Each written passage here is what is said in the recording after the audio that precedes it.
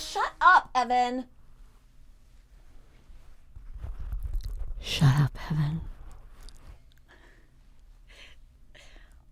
Shut up, Evan.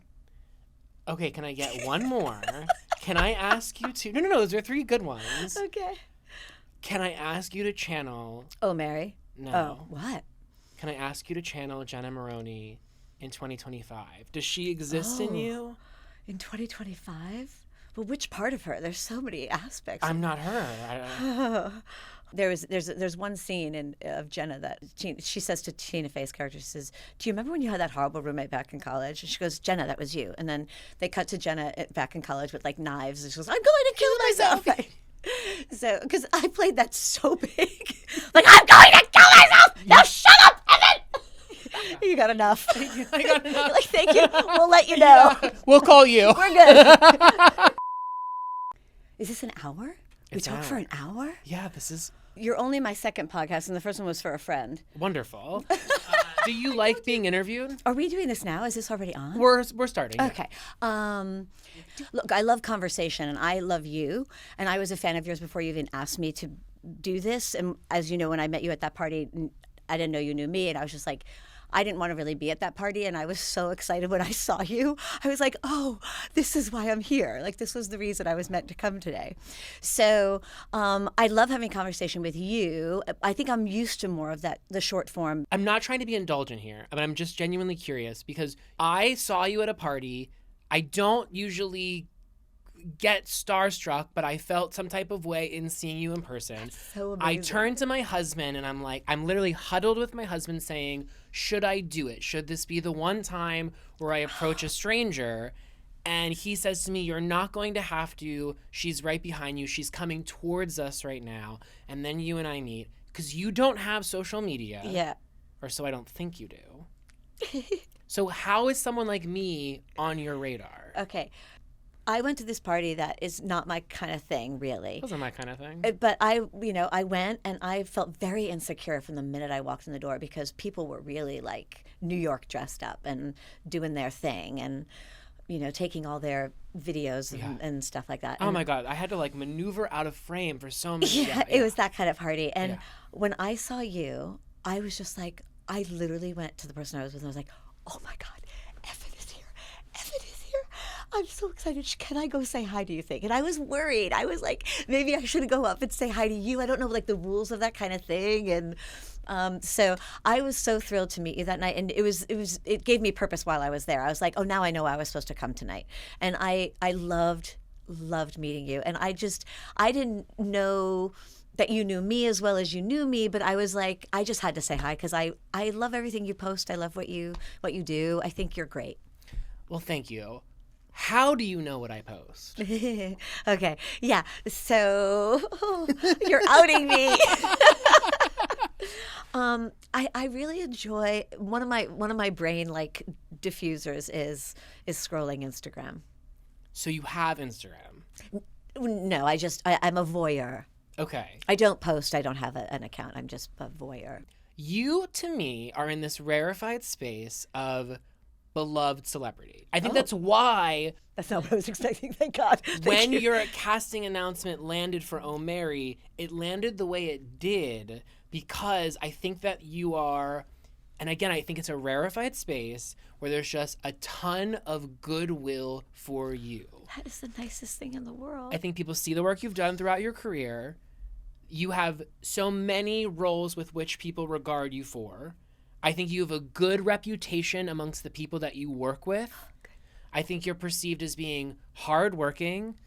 You're fucking hysterical. I mean, the list goes on and on and on. So there is that goodwill. And so you're the kind of person that if you were to join social media, I think it would be met with a lot of acclaim. It's so interesting because I think that's it's a bit like the red rope outside of a club. Like, I never went to those clubs because I didn't want to be turned away at the red rope. Were you ever a clubber? No. Never. Well, when I wasn't legally allowed to go, I thought it was fun. So during Starlight Express was my intro to that scene after shows. I mean, we had a lot of energy then. We were 17. So we would go to like Area and a bunch of the different dance clubs around, which was a really fun time. What about gay clubs? Are you ever at the gay club? When I lived in LA, I used to go to a lot of the West Hollywood places because I loved it. And that's where my friends all were. So, yeah. But this wasn't the right question. Oh, just to get back to that. So I think I'd be really worried about like the numbers and like people. I'm not really a content maker.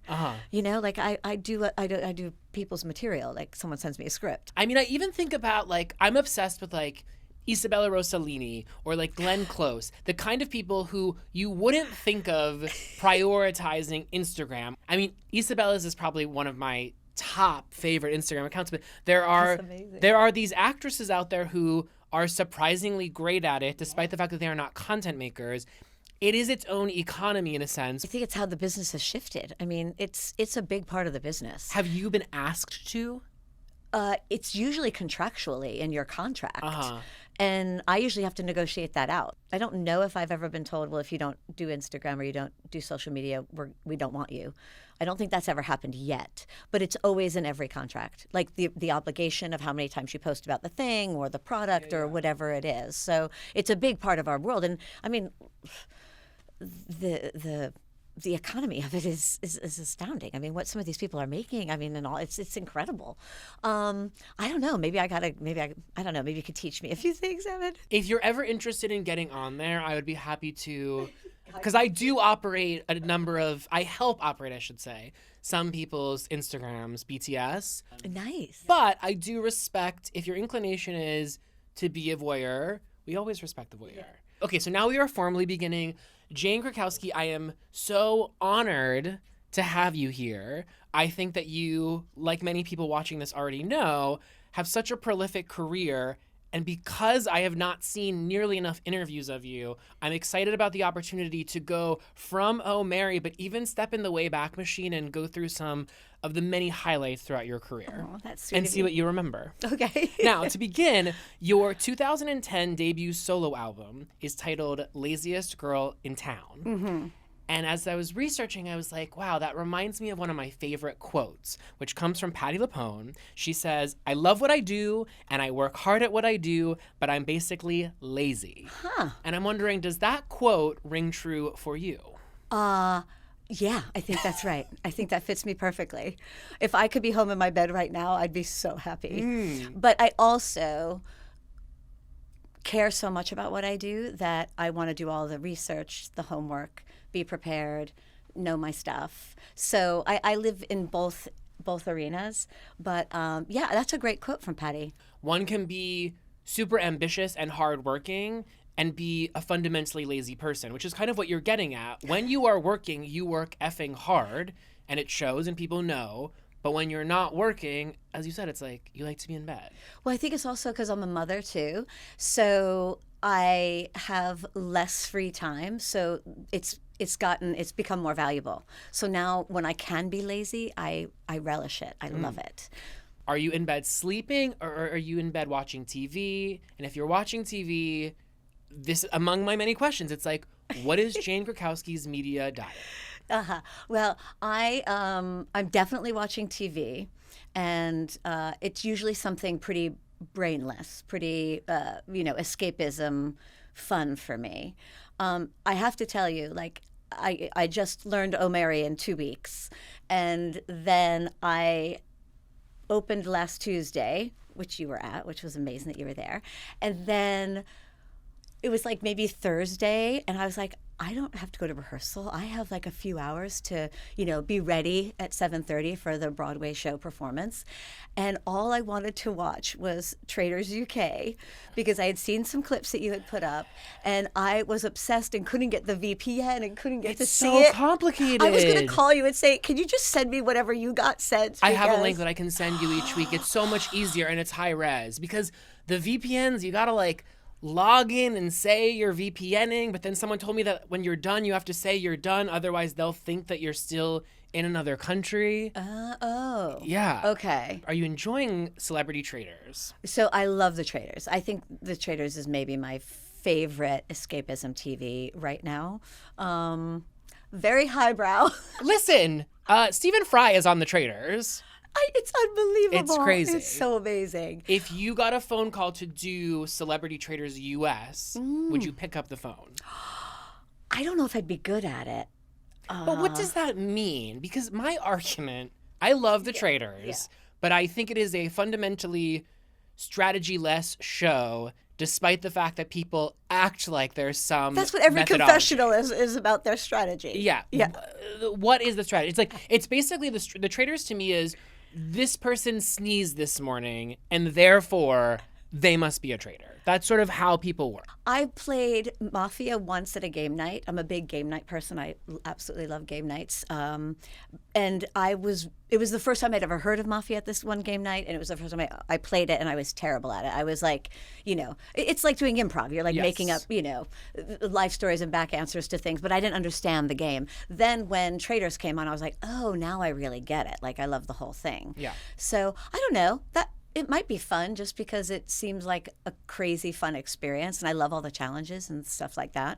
But the being on camera all day seems really hard for me, like exhausting. Some of the people that are great players, like, and the quotes you got to come up with, like some of Phaedra's quotes were like literally, they're gold. I mean, they could be used over and over again in popular culture. Totally. The great thing I find about Phaedra and on a show like The Traitors is you get that kind of nice mix between, it's not observational reality. It's not like Housewives where it's just like people going about their day. Right.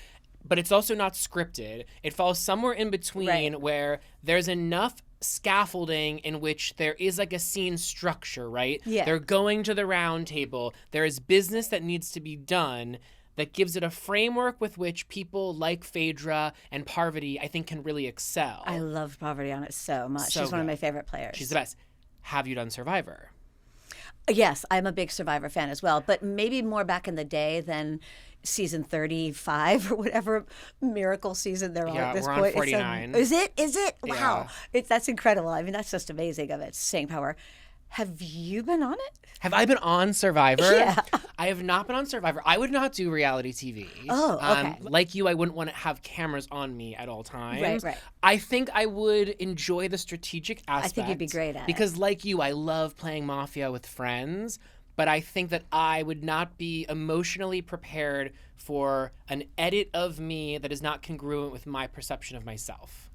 And that's where you've got to give that up to be on a reality show. Although I will say, in life, I am one of those people, I do dish it. I really can take it. In fact, I am often really drawn to people who give it to me in that sense. But the idea of like strangers on the internet, or the idea that like I'm a faithful and I'm sniffing out a traitor and I'm so wrong, and then I have to go back and watch the show, that might not work for me. But it's so fun for us to watch at home. It is really fun. I want to see where the show can evolve to, because right now I feel like it's really reliant on people like Parvati and Phaedra to create bring the stuff. Yeah. Whereas the gameplay itself, it's really fun to play Mafia in real life, but you need good people to play it You with. do, exactly. Or it just dies out quickly. Yeah. But I do love that you play in real life, because I feel like there's something really fun about getting together with a group of people and playing a game like that. And I think it really does provoke like community and connection. Also, like, the child competitive spirit in me comes out in such a level that it's actually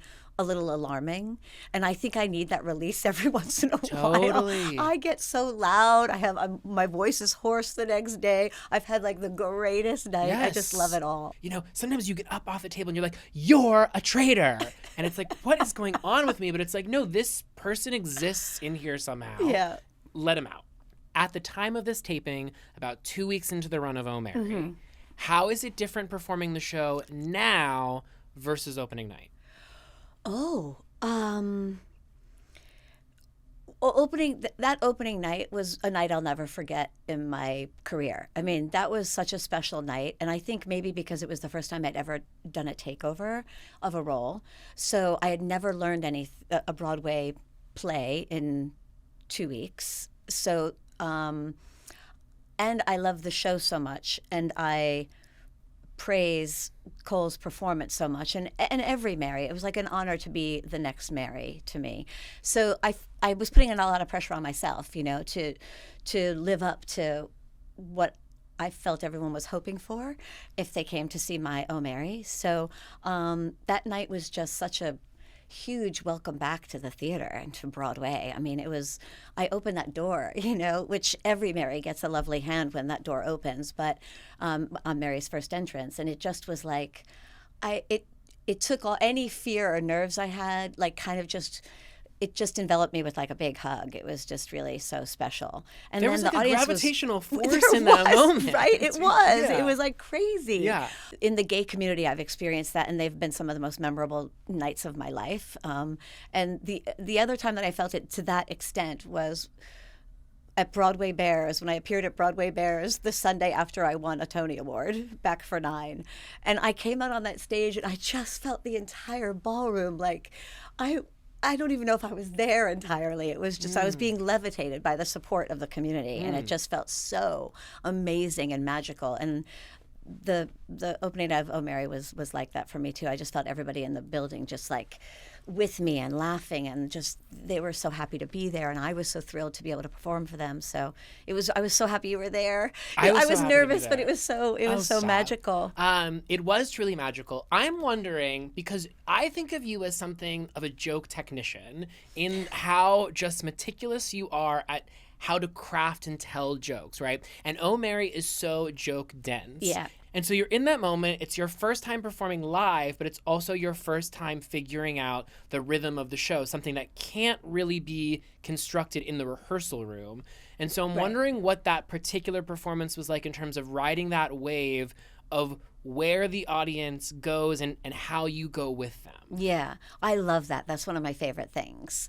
Although I'm usually very nervous at first previews or the first show that you do with an audience because of that, because you don't know where all the reaction is, it's one of my favorite things because you are truly riding the wave. You have to be so present at every moment to know when to jump in or when to still keep the timing or to hold for someone else to get the laugh, and you don't know any of those things. That I find that so thrilling, and that was another thing that made it really exciting was having comedy so well written on the page, but also being so well received by the audience and having that communication of, do I jump in now? Is this it? Oh, I stepped on their laugh a little bit, which I wouldn't want to do to anybody. So just kind of like figuring that all out.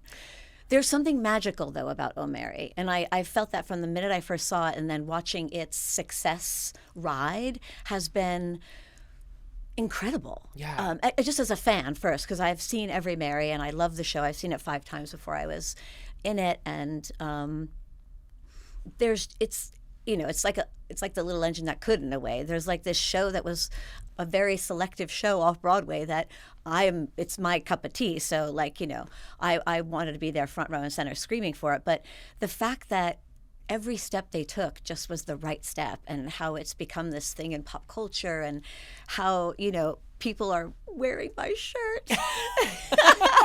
And people are bringing them to the stage door to be signed, and people are collecting all 5. Yes. They're collecting all the shirts. Yes. And it's so, but yes, just to see Cole rise to this level of fame and for everyone to know and love their genius is inspiring and a great moment in our world right now, and especially for Cole. But having worked on it now, it is a great piece of writing. It is a tour de force of comedy writing on the page. And Cole deserves all the credit for that too. Not only their hilarious and incredible performance that seemed otherworldly to me each time I've seen it, but then also just knowing how well crafted it is, and how such a diverse group of people could step into the role of Mary and have it still work and still be boffo comedy at all times. Yeah, I would describe it as such an airtight piece of work. Mm-hmm. And I think one of the other geniuses of the show is that runtime. 80 minutes, in and out. My favorite. It's just because the speed of the show, and I mentioned the joke density earlier, but also just the story itself, there's a movement. It kind of is like a freight train where once it gets started, it just goes. And then, this is part of the genius of that writing, you get that final beat, which I won't spoil, but you get this triumphant end beat to the show. Yeah. But that you don't even know you're building to it, right? And then you get this final scene, you performing as Mary. Mary is a cabaret star. She gets to fully envision this life for herself that she'd always dreamed. And I find your casting particularly interesting given your history with cabaret performance. You've been doing it for quite some time.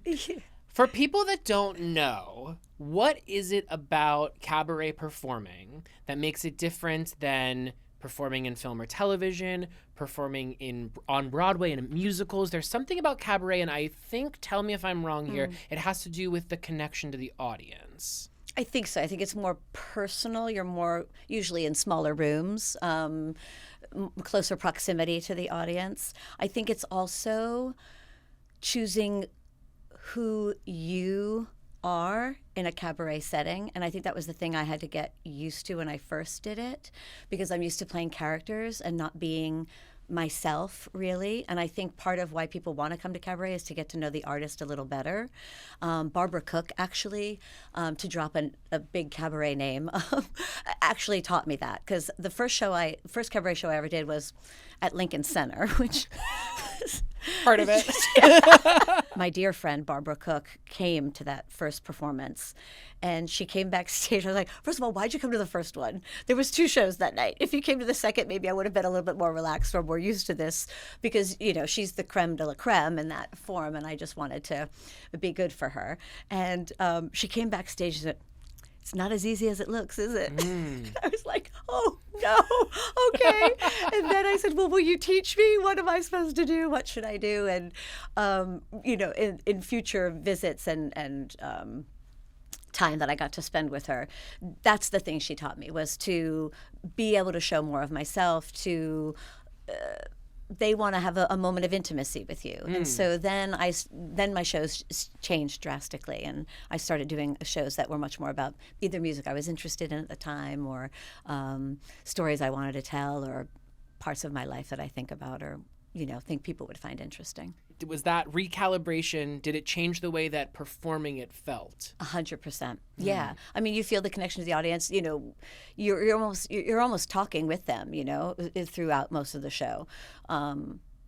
So yeah, it absolutely gave me, I think, what the joy of doing cabaret is. Now, the triumphant cabaret that is written into Oh Mary, when I first saw the show, I was like, this is my 7 minutes in heaven.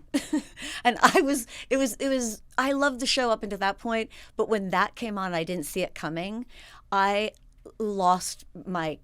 became my favorite show ever. And I was like, I was kind of mad at myself. I was like, why did I think of doing this? Why did I write this for me? I was kind of mad at Cole for being so clever and writing it.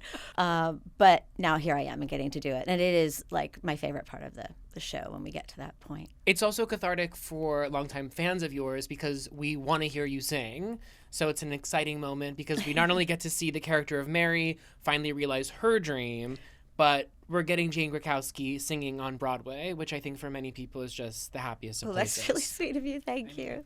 Broadway is I feel like is my home turf. Yes. And so having this particular moment right now in Oh Mary is, I didn't know it was a priority, but it feels so good to be here.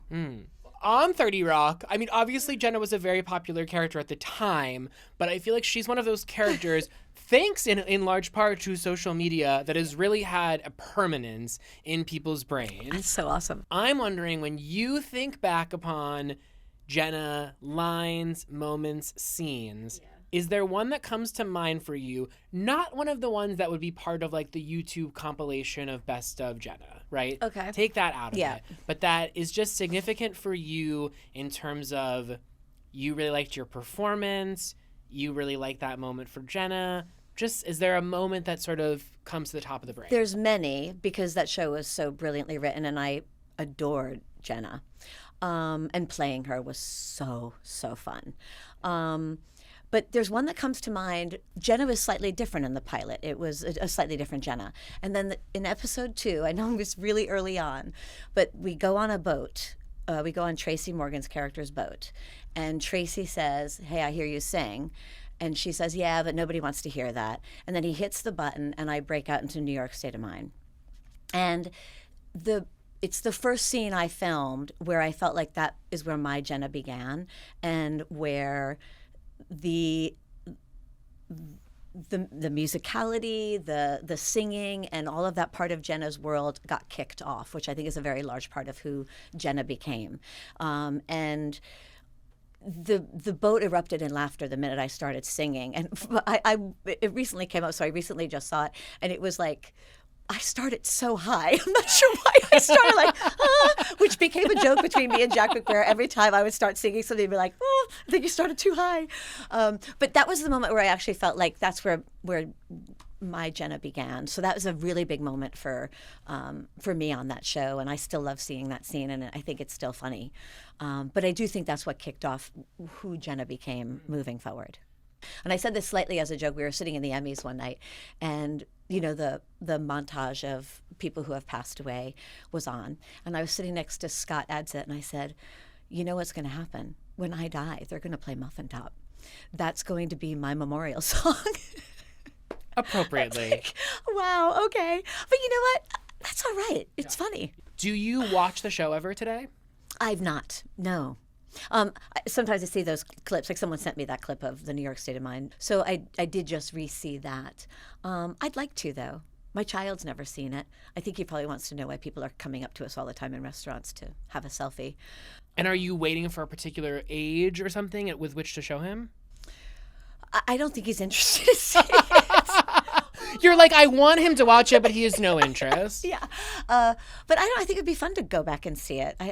I'm so proud of it. I mean, I love the comedy that was 30 Rock. And I think it's informed my comedy moving forward. I learned so much from everybody there. And that kind of humor and that, again, taking big stabs and big risks, which continues in Oh Mary today. Do you miss Jenna?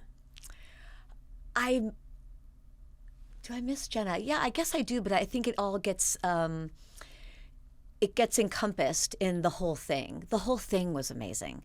30 Rock was just a dream job. It's, it was the most fun place to be. We all loved each other and had the best time filming it. We knew we were making something we all believed in so much and we're so proud of. And then it was also critically acclaimed and won things. We got to go to every award show there was on the planet. It was just like a golden time. So I miss all of that. I miss hearing Tina Fey's takes on everything that would happen in Every Day. That was like one of the highlights, being in the hair and makeup room and getting our hair and makeup on at the same time. And whatever happened during the day in pop culture and the world, to hear her take on it was always just hilarious and refreshing and spot on. Are you a pop culture girly? I think I am. I like that about you. Okay. Yeah. So you did soap operas for a period of time. You did 2 years on the daytime soap opera Search for Tomorrow, earned 2 Emmy nominations. Oh. You also did time on Another World. Yeah. And I'm really fascinated by soap opera acting because Acting. Because I think of it I think there's a muscle where it really is kind of like a boot camp. Yep. And this was so early on in your career. I'm wondering what acting on soap operas gave you then, and if you use any of the skills that you developed during that time in how you work today. All great questions, and you are completely correct in your assessment. I think the number one thing that I took away from working on the soap opera for 2 years was learning lines quickly. You have to learn. They do like 14 to 20 pages a day. Like no other production does that page load. And so you've got to go quickly. You don't want to hold up the crew or make the day longer or be that person. And so, or at least I don't. And so, you have to learn 20 pages of material a night. And so that's really, and also making quick choices, because you get it, the day before or a few days before. So you've got to make the acting choice quick. You got to make it big. You got to, learn it quickly and then get it done in 1 or 2 takes. So, and it is like a boot camp. And I do think it was very helpful in the bigger trajectory of my career, to learn that fast and to make big choices quickly. Yeah. I would imagine, too, that speed makes it such where you don't maybe have to second guess yourself as much, because it's like I spoke to Melanie Linsky recently. Was she on a soap opera? She was not on a soap opera, okay. but she just did this independent film, and it's called Griffin in Summer. It's absolutely incredible. Everyone must see this film. And she made it in 22 days. Right. And she said that because we were moving so quickly, there was no time to second guess yourself. Right. And that makes me think about soap operas and what you're talking about. And so I wonder if part of the muscle built too is just this instinct to just try things and make choices and kind of alleviate self-doubt. Yeah, but and that's really interesting. I don't know if I've ever made a movie in 22 days. I don't think I've done one of those. But what I find amazing is when a movie that's made in 22 days wins the Academy Award. Yeah. And many of them do. Yeah. So when it takes that trajectory and is that you can do it that quickly and many times on a smaller budget is just magical to me. That's like when the magic happens. Yeah, I think too, as a consumer, I have so much appreciation. I'm not even in the industry, but on this periphery of the industry, knowing the ingenuity required to make something quickly, smaller budget indie things, I'm like, wow, I'm so impressed, not just by the work itself. It's like blood, sweat, and tears to get through. Yeah. Yeah. Totally. Yeah. Now, speaking of blood, sweat, and tears, Starlight Express, 1987, a classic. Yeah. Do you think people need to put more respect on the name of Starlight Express? That's an interesting question. I have all the respect in the world for it because it was my Broadway debut. It gave me the discipline of Broadway. It was much more of a sporting event than it was a theatrical or a scripted play. In that sense, we were all trains. And I think it was a great way for me to learn the rigors of Broadway without really being recognized. We were all trains and covered in lots of 80s metallic makeup. For people that don't know, can you explain in your words, I'm actually deeply curious, what Starlight Express was? I want to say is okay. because I'm hopeful that maybe it one day will. Well, there's a revival on right now in London that is adorable. Now, granted, I went with all the nostalgia of having been in it. So me watching its new form was delightful. And I brought my child with me and, a little bit like, Mommy used to do that. So in case you didn't know. How would I describe Starlight? It was part of the British invasion wave that came to Broadway in the late 80s. And it was, it was directed by Sir Trevor Nunn and written by Lord Andrew Lloyd Webber. And it's about trains. It's based on The Little Engine That Could. And we all skate around and there's train races and how else should I explain this musical? No, that's it. It's interesting though because really all it is. I feel like there's a big Andrew Lloyd Webber renaissance happening right now That I am living for. It's incredible. I didn't see this third act coming, and I am living for it. We had Sunset Boulevard on Broadway last year, phenomenal. Saw it 4 times. We had Evita just close in London. It's rumored to be coming over here, starring the incredibly talented Rachel Zegler. It was amazing. And then this Starlight Express What, did revival. you see Katz? I did not see Katz. The Jellicle Ball? That's coming to Broadway as well. I've seen that twice. And then also can't there's wait. the current Phantom production. Do you know about this? Yeah, Masquerade. I didn't see that one yet. And then also we could use a Joseph revival. I feel like that's a missing piece of the puzzle right now. Yes, that has not been done in a while. What about Jane Krakowski as the narrator? Oh. I mean, you can start any rumors you'd like. Yeah, exactly. I think John Chu is making that movie, too. A Joseph and the Amazing Technicolor Dreamcoat movie. Yeah. Wow. What can't they do these days?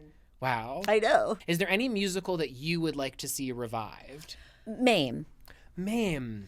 It needs some rewrites. Uh-huh. It's not all entirely appropriate for right now, lyric-wise. Yeah.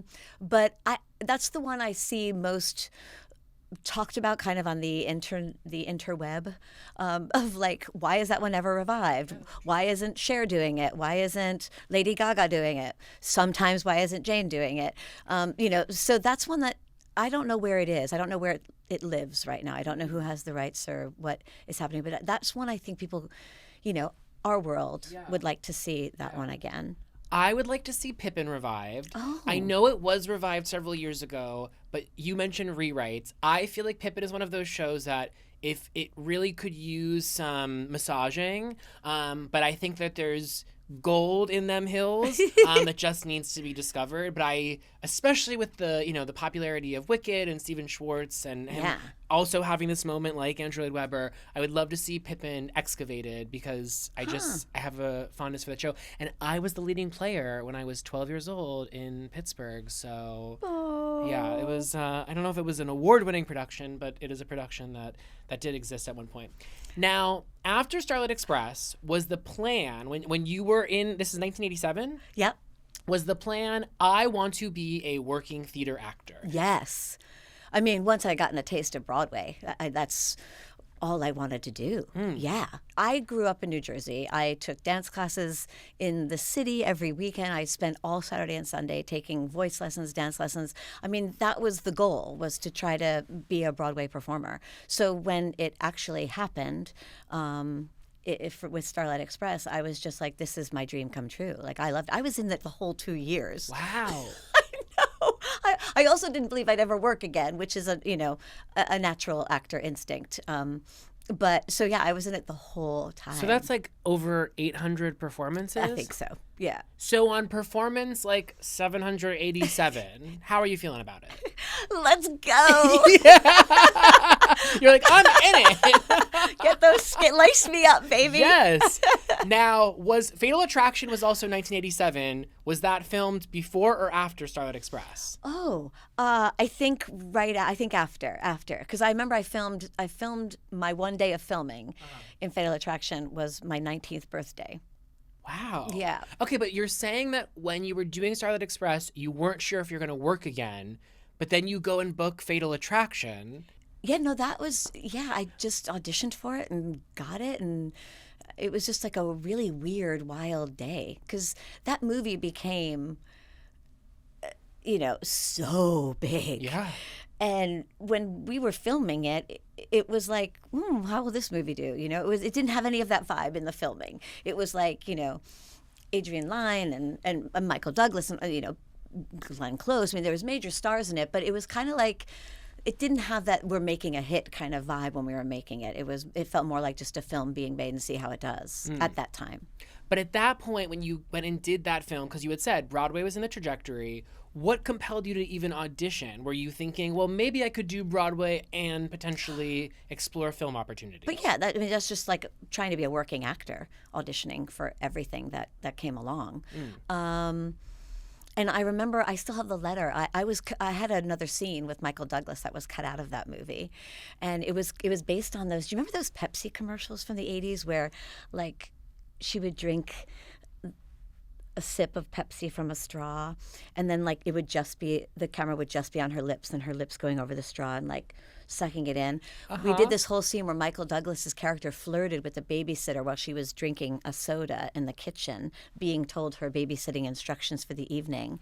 And it was so well shot because it was by Adrian Lyne, who does like all those beauty, gorgeous cinematic things. And so I was so excited to see that scene, and then I got a letter about a week before the movie came out saying that it was no longer in there, and that I still was in the movie, but I really just like walk across the screen for maybe 10 seconds now. But very memorably. Oh, thank you. But I was like, and then it became the biggest movie of that decade practically, and I was like, damn, why did I get cut out of that? 1991, you do Stepping Out, featuring Lizza Minnelli. A deeper cut in your career, but a favorite of mine. Do you have any memories of filming that movie? We filmed it in Toronto, and we had like a long rehearsal process. It was like making an old-fashioned big movie, and I mean with Liza especially. So we had dance rehearsals for a month before, and we all lived in the same building. And weekly, Liza had performance dinners where we would all go to her hotel suite, room, apartment after on Friday nights, and we had a piano player, and everyone would get up and do a number. I mean, you're watching Liza do numbers first, and then Bill Irwin would get up and do something, and then Andrea Martin would be hilarious. I mean, the cast is like stacked. So good. And then I'd get up and do like my audition number for like, some of the musicals I didn't get because I didn't know what to sing in that kind of environment. But yeah, really, really special nights. Those nights are the memories I really take with me. And then Liza and I stayed friends. I used to go over her house and just like hang out. Like the first time I went over to her apartment and you open the front door and there are her Warhols of herself and her mother are kind of like wild. Yeah. You're like, why am I here? This is crazy. And then I remember one time we went to go see her in concert. She was performing at Meadowlands with Frank Sinatra and Sammy Davis Jr. And she got a bus for all of her friends that wanted to come see her from the city. So we all got on this bus, and it was all famous people. I was I still would be the least famous person on that bus, but I got on the bus and I was sitting next to Roger Moore for the ride to Meadowlands to see Lizza Minnelli with Frank Sinatra and Sammy Davis Jr. It was a night to remember. Wow. It just makes a lot of sense. Really. You wonder how I ended up in Oh Mary. Yeah, exactly. That was the trajectory there. Okay, 2 other film roles I'm particularly interested in. Marci X. Marci X is a movie that, if I may, few have seen. Yes. Too few have seen. Starring Lisa Kudrow, co-starring Jane Krakowski, and the great Sherry Renee Scott. And Vianne Cox. This ensemble, my goodness. I feel like if more people saw Marci X, there would be more appreciation. I think it is a... Really? I do. Have you revisited Marci X? I have not. I think in a post-Valerie Cherish the comeback landscape... Right. People can look at the performance and appreciate the greatness that is. So for people that don't know, Lisa Kudrow plays Marci X. She gets enmeshed with this rapper, but then she starts rapping because she does that performance at the end. Right. And you're involved in that performance. Yeah, we're all in that performance. And it was choreographed by Jerry Mitchell, lit by Jules Fisher. Like it was a kind of a theater Broadway crossover because we did film it in New York. Which is funny because like even thinking about that and then like stepping out, it's like a lot of your film roles have this sort of like theatrical adjacency. Marci X was one of those things that I just didn't. It was the funniest thing at the read through. You do a table read. Yeah. It was the funniest script. It's kind of in my, wrong is right kind of funny wheelhouse that I love. And it was really funny because it was so wrong in the sense of humor. They took out so many of the best jokes. They got scared, I think. 'Cause I don't know. I've never talked to anybody officially about it, but I feel like they got scared and cleaned it out. And so then it just didn't have the same punch of what it could have or should have been. Yeah. Someone was shot in the extras tent on that when we were filming Uptown. Like actually shot? Like actually shot. Like it was one of those things, like the stories that come out of that. And they would shoot myself because we played Lisa Kudrow as his best friends. Yes. I find this kind of hilarious because it was such a wild shoot. They would save us for last because we were her 3 best friends. We were always together, the 3 of us. And we were all theater girlies and loved each other and were friends, so we had a great time. But they would always save us for dead last to film. So every scene that the 3 of us are in was filmed between 3 a.m. and 6 a.m. because we were the only people who didn't have any turnaround problems. So they would send everybody, like Lisa, home, even if she was in the scene. They'd have to send her home to get the turnaround for her to have enough sleep to do, because she was in every scene, to do the work, the next day. And we would literally be alone with 5 crew people left, maybe a light. I mean, if I could have brought one of my like Zoom lights from home, we would have had better lighting. It was so insane what was going on in that for our particular characters, because we were always the things that they would shoot last. Did you ever think that in 2025 you would be doing an interview talking about Marci X? No, never. Thanks, Evan. Yeah, my pleasure. I just think it's hilarious that you're talking about my movies because...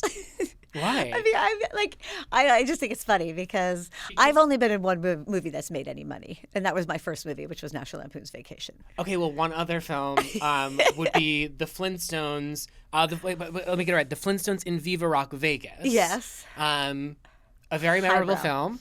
Highbrow. Agreed. What was that experience like? Because okay, maybe talk not about theatricality. yes, coming into maybe it. not conventionally successful, but a known IP, and I imagine going into that Right. must have felt like a significant role to get. Right, and that's one where they all thought it was going to be boffo box office. I mean, there was the pressure. Like, you got into the Flintstones 3, like the agents were high-fiving. You know, it was like that kind of thing. And then it tanked. It didn't. Nobody saw it. Were you feeling that way though? Like when you saw them high fiving, were you kind of in the background going like, maybe this is it? Well, I was thrilled. It was a big movie. I was thrilled to get it. Yeah. I mean, the filming of that was wild. We were like in some desert out in Los Angeles, so far out of Los Angeles, filming this in a desert. You know, just it was, and we're dressed in those surreal costumes, and they built that whole mirage of a world of Vegas, and it was crazy. David LaChapelle did the photograph of our poster. I mean, it was wild, very unusual experience, and it ends in a big musical number as well, which is interesting now that you're a through line in your career. Now, let me ask you about Ally McBeal. Comes around in 1997. You're on the show. You are one of 3 cast members that stays with the show from the beginning to the end. Only 3 of us did? Yes. Oh. Yeah. As you said up front, you are a Broadway girly. I'm a Broadway gay. But as we both know, this is a tough business with many ups and downs, and it's not the most lucrative of businesses. I don't think people get into Broadway out of love for the coin. Right. 100%. But being on a network show and in the 90s, separate from the fame, because I imagine that was also the exposure to quite a lot for you as well, but I'm wondering financially what that was like to be making the kind of money that I would imagine gave you stability and also created resources that might not have been there before. For sure. I was definitely, you know, doing theater and some Broadway shows prior to that. It was my first TV show, and what a TV show it was to get. It changed our lives full stop, and our careers, all of us. So it was a big deal. I mean, on this particular topic, I very clearly remember the day Callista Flockhart came into my dressing room and said, I just paid off all of my student loans. And that's a really big deal. I knew Callista before that show, and she was my childhood's best friend's college roommate at Rutgers. So like I used to go hang out with them and kind of like go to parties with them, live vicariously the college life through them. And so I knew her, and she was doing 99-seat theater stuff prior to that. I mean, you know, really scraping it together to pay the rent before that. And I just remember that being such a big day, because that's such a big weight on especially young actors and any young professional starting in their world. And I just was like, yeah, our lives have changed. Like this is different. Mine probably, the first thing I bought was a computer, because like I think Apple computers had just come out. It's like sad. I still have my cell phone number that I got from there, because cell phones came out that in the 90s then. It kind of really puts a timestamp on it, how long ago it was, because it doesn't actually feel that long ago to me. And I think the show still holds up in many ways, but it was life-changing. We had already won a Golden Globe by the 14th episode it aired. I mean, that was crazy. Like it from day one, it just went from like here to being a water cooler show, as they used to call it. Do they still call it things that? Not really. Not really, but on that note, it's like I have this thought pattern around, like, we do have hit shows today. We do. I've been thinking a lot about ER lately. It's just been on my mind. And then thinking about the phenomenon that was ER. Or obviously we think about Friends and Sex and the City and The Sopranos, but I think those are like the 3 that are like really referenced. But ER and Ally McBeal are great examples. And when you look at today's landscape, and it's in no disrespect to what exists today, I think there's just more today, and the audiences are more bifurcated. Yeah. But at that time, to be a phenomenon meant that like the amount of eyeballs that were on you. Yeah. We were nothing compared to like ER or Friends. I mean, I think we had like a 20 share like each week, which is, you just don't get that. Like, I don't know what gets that now. I mean, not the Super Bowl gets higher than that, but like nobody gets that. Like if you could stay on the air with like a 1.5. It's crazy. It's crazy. And you couldn't then. You'd be I mean, if you had anything 30 Rock used to get like a 9, and we were told that we were moment to moment whether we were going to stay on the air. So it's just really changed. It really has. changed. I remember as a kid, I would open the paper every week because I was a big Buffy the Vampire Slayer fan. I know. And I would open the paper just to make sure I would be tracking the numbers. And when I would see a dip, I would just get worried. Whereas I look at it now and I'm like, the numbers Buffy was getting today would be massive. Oh, massive. It would be like multi-year contract, but back then it felt so tenuous, and I was so protective of my girl and my show that I felt the need every week. And then I was like, I need to go to school and I need to be advocating. People need to be tuning into Buffy. I would go in like the hallways. Are you watching Buffy tonight? Thinking I'm like, okay, I can help bolster these ratings. But it's just so funny how much it's changed. And 30 Rock's a great example of the fact that 30 Rock is so relevant, so referenced, considered such a blueprint for so much of today's comedy landscape. Yeah. And yet when it comes to the economy of attention, it didn't quite have that. But it just kind of shows you, I don't think one is better or worse, but there is this shift, and I think it's interesting contrasting an Ally McBeal to a 30 Rock, because even as you say, even though Ally McBeal didn't have the ratings of an ER or a Friends, it still had this massive audience. Yeah, and it mattered like what night you were on. Like, it was a big deal. Like I think halfway through the show we switched from like Monday nights to Wednesday night or something, and we were really worried like that we would lose our audience if we went to a different night. Like it was such a different landscape. I mean, now nobody watches anything when it's on. So it just was so different. But it just was. The script was so good that it was one of those shows that everyone was really trying to get on and really fight for, and so and you could see how David Kelly was about to change the dramedy world with it, with all the fantasy and all the music. And again, that show had a lot of music in it. And they told me the first time my character Elaine got to sing was because one of our producers, they didn't know I'd been on Broadway or was a singer prior to that, because that was not a part of my audition process at all. I was just, her legal secretary. They were driving home in LA traffic one day and listening to there was a Broadway channel, and one of my songs came on, and from one of my Broadway shows, and they were like, wait, that's our Jane?